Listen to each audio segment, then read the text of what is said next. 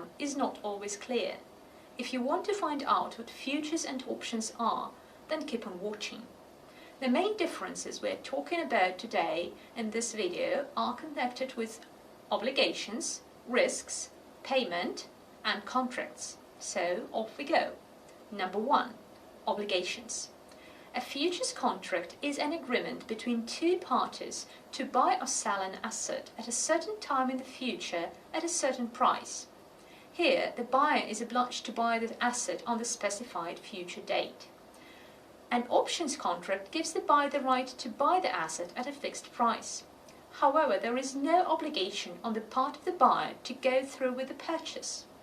Nevertheless, should the buyer choose to buy the asset, the seller is obliged to sell it. Number 2. Risks.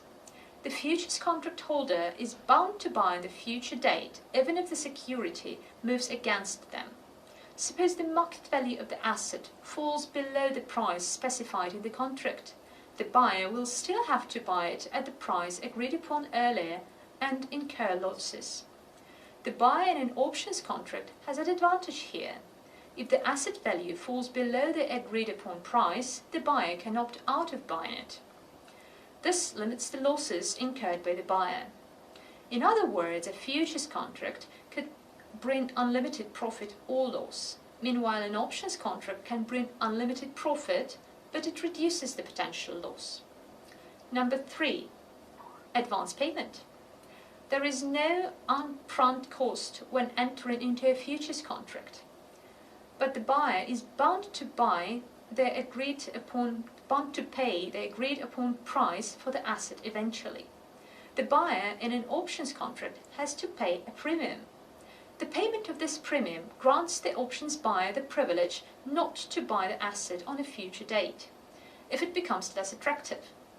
Should the option contract holder choose not to buy the asset, the premium paid is the amount he stands to lose. In both cases, you may have to pay certain commissions. Number 4. Contract execution.